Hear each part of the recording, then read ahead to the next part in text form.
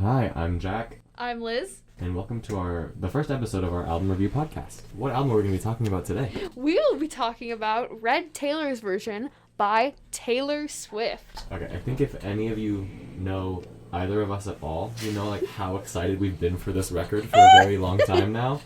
So I'm just really excited, and it's almost like kind of surreal that like this is like a real, tangible album that I can just listen to whenever. I don't know. It's been like a crazy whirlwind of emotions. It's been so crazy. I bought so much merch for this album. Me too. I think something with this album specifically, or at least that I connect with, is that like this is the album that made me a fan of Taylor Swift's work in the first place. I've been a fan of hers for a very long time, and this album really kind of just like brought me in. I think it showcases a lot of what makes her so popular. I think it showcases her songwriting abilities, her storytelling, which is something that I've always appreciated. And I think that this album is like the quintessential Taylor Swift album. It's a heartbreak album. It's very complex emotionally. So I'm excited to talk about it. Yeah, I've been a fan of Taylor Swift since Fearless, I think. Mm-hmm. So I was very into Fearless, and Speaking was my favorite album, by the way. So, but yeah, I was really excited with this album, especially to hear the All Too Well 10-minute version, which we will get into. Yes. I kind of wanted to begin this album review with a little preface about why these albums are being recorded in the first place.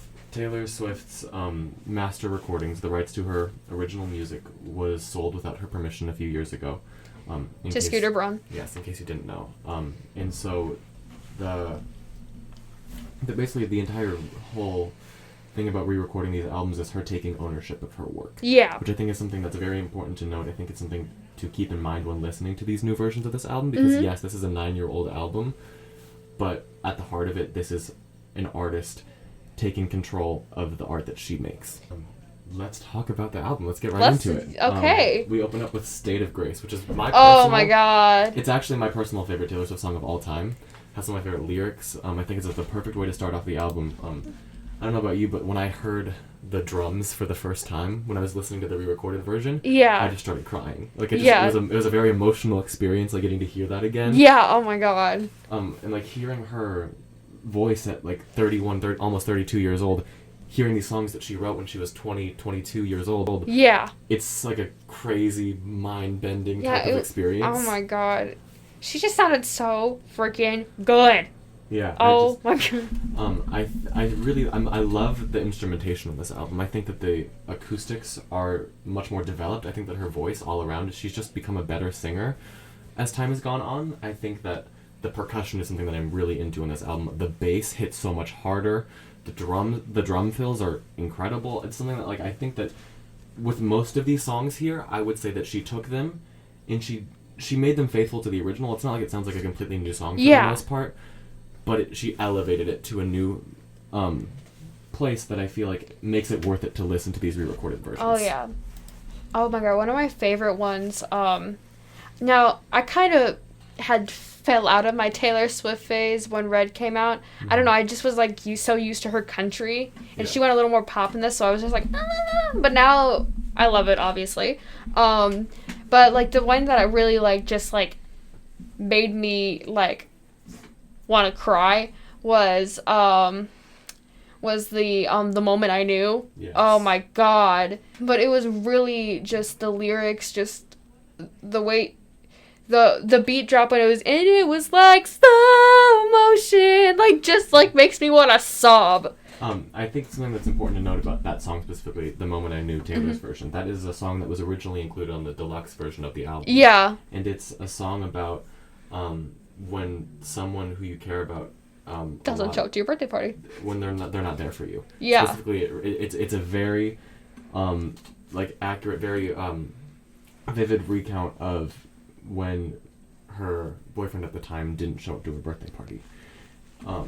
And that song just is packed full of emotion, and I think that hearing this song again 9 years later hasn't made it lose its significance. I think that the feeling of someone not showing up when they're what you need the most is something that's universal, and that's what very I think universal. Makes this album stand out in particular compared to a lot of records.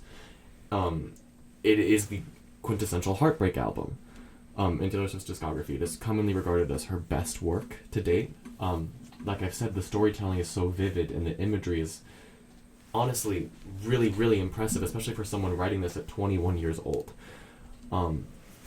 She's a musical genius. Yeah, I would agree with that. She's a musical genius. There's a lot of hard-hitting emotional tracks here. Not to say that all of them are like that, but there's also like the upbeat singles that everybody knows. One of the songs that I was most excited to hear re-recorded was "We Are Never Ever Getting Back Together," Yes. which is the first single from the album. It was actually Taylor's first ever #1 single in the United States. And just hearing that again, just was such a crazy experience. I think that one is the one that threw me off the most, however, compared to the original versions. I think it sounds the most different, not necessarily in a negative way, but as someone who is, these songs have been a huge part of my life for many years now. It's just, sometimes it takes a little bit to get used to. When the Fearless album came out in April, the song You Belong With Me, which everybody knows, everybody loves song, that re-recorded version is the one that took me the longest to kind of process and get with. Because of how often I've heard it. Throughout my life. I had a hard time like getting with 22. It's just because she sounded a little different, but I got used to it really quickly. But I was really excited for 22 to come out because that's the year we graduate. 22. So to have that come out, so like we can actually play her version when we're graduating is kind of cool. Like there's a lot of memories attached to these songs. Ton of memories. I could talk all day, go through all these songs individually. I Almost Do is one of my favorite songs on this record. I love Holy Ground. It's just fun. State of Grace, the acoustic version, is included on here again, which I think sounds just like the original acoustic version of that song. I think it's great. In my opinion, the song Everything Has Changed with Ed Sheeran has improved the most from the original version. I loved that song. I think their harmonies are much sharper. I think that their voices blend so much better together than they did on the original version, and I think that overall the production and the presentation of that song has just been elevated to a new level. Definitely. No, I think we need to talk about Ronin. Ronin. Oh my god. Ronin. Yes. Ronin is a song that was released a little bit after the original Red album came out. And it is about a 4-year-old boy who sadly passed away from cancer. Taylor ended up writing the song after reading a blog post of this woman. Her name is Maya Thompson. That was her son. Yes, Ronin's mother. Who's been a big Taylor Swift fan, a big Taylor Swift supporter. Taylor found her story and wrote about it, and her and the little boy's mom, they kind of wrote the song together. And that song has now been included on this new version of this album. It's very heartbreaking. This album. It's a heartbreak album. Yeah. A lot of the sense. Covers all kinds of heartbreak. Yes. But I think that this song in specifics is. It's on a different level. The ultimate heartbreak, losing a child. Yeah, it's not on All Too Well, which we're gonna get into. 100%. But that song is really sad, but that's from a relationship standpoint. Yeah, this is from losing a child. It's a completely different ballpark. I think that the care and the respect in this song is something that comes through. I think that the raw emotion, you can hear her having to pause and take breaths. And it's all kept in the recording. I think that the song it's tragic, but it's a very beautiful tribute. And I think that it was important that song was included on the record. Yeah. My favorite lyric from the song is, I remember the drive home when the blind hope turned to crying and screaming why. That just makes me want to sob forever. I mean, it's a very emotional topic to think about. It's very emotional. And that's I'm glad that it was included on this record. I think that was an important step. And I'm so glad that people aren't including this in their album rankings on TikTok, or not editing the song at all. I feel like it's really respectful to Maya and Taylor, because this is not really a song to rank or edit to. So I'm really glad that people are being really respectful of this song. I would agree with that. We've got to move on to the vault tracks. Oh, yeah. In case you don't know, throughout this whole re-recording process, Taylor has kind of released the original albums along with songs that didn't make the cut on the original album. This re-recorded version of Red is 2 hours and 10 minutes long. It's almost double the runtime of the original Red album, and that includes all of these songs that had never been heard before. Yes. The songs Better Man and Babe, we've heard for other artists sing. Taylor gave them to other artists. Yeah. But this is our first time that we get to hear her interpretation. Wait, who got, what artist got Better Man and Babe? Better Man was given to Little Big Town in 2017, I believe. 2016, 2017. And who was Babe given to? Babe was given to the band Sugarland in 2018. Alright.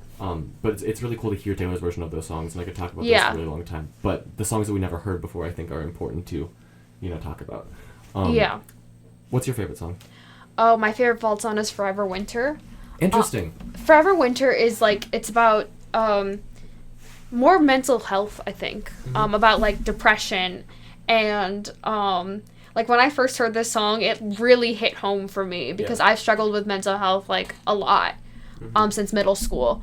And so like to hear Taylor like say the words like I'd fall to pieces on the floor if you weren't around, or too young to know it gets better. Yeah. Like it just like really hit home for me. Yeah, I think that song is really cool. I love the added like horns section in the background. Oh, you yes. can hear like the brass like instruments being played in the background. I think it's Yes, awesome. that's so cool. I love it. Really quickly, because we got to talk about the 10-minute version of Oh, Vault to yes, Well. yes. My favorite Vault songs, as of right now, because this switches all the time, is Yes. The Very First Night is one that I really love. Oh my god. And I Bet You Think About Me with Chris Stapleton. Oh my god. Which is, it's think so, about I love me. it. I love the country production. I love the storytelling. I love the ending of it. I can't listen Especially to that the song music video was so good. The music video is awesome, but I can't listen to that song without just like smiling. Our last thing that we wanted to talk about today is, of course, the All Too Well 10-minute It's version. Taylor's magnum opus. This is her #1 breakup song. It's her most critically acclaimed song. The 10-minute version of All Too Well is All Too Well is a song that came out on the original version of Red. It's track 5. The original song is around 5.5 minutes long, and it's commonly regarded as her most emotional, her most, I guess, introspective song to date, and praised a lot. The original song is 10 minutes long. It kind of plays out like a stream of consciousness going through a story of a relationship. Yeah. And the existence of that song was debated by Taylor Swift fans for a very long time. Like, we didn't know if we were ever going to hear it, if it was a thing. Because she said in an interview, like, yeah, there's a 10-minute version. Yeah, so this is a song that fans have been wanting to hear for a really long time. As a long-term admirer of Taylor and just a fan of her work in general, like, hearing this full story of this song really hit close to home. I actually listened to this. I went backwards in the album. I listened to All Too Well 10-minute version and just went up. Yeah, you went in the order. Exactly. We went opposite ways, which is really weird because we were texting during it, and like we hit the same song at the same time. Yeah, same song. Was it the moment I knew? Oh yeah, we hit the same song at the exact same time. But All Too Well 10-minute version, I think, is 100% the centerpiece of this album. The new lyrics add so much imagery and heartbreak. Oh my god, you kept me like a secret, but I kept you like an oath. So oh good. my. And it really, listening to it doesn't feel like I'm like sitting there like, oh, this is 10 minutes long and just dragging on and on and on. Yeah. It really feels like it sucks you into a story. Oh it goes through everything in this relationship. It goes through the heartbreak. It goes through like the longing for someone. It goes through the recovery of recovering from a breakup like that. There's a short film that goes along with this. Oh, the short song. film. Sadie Sink and Dylan O'Brien were so good in it.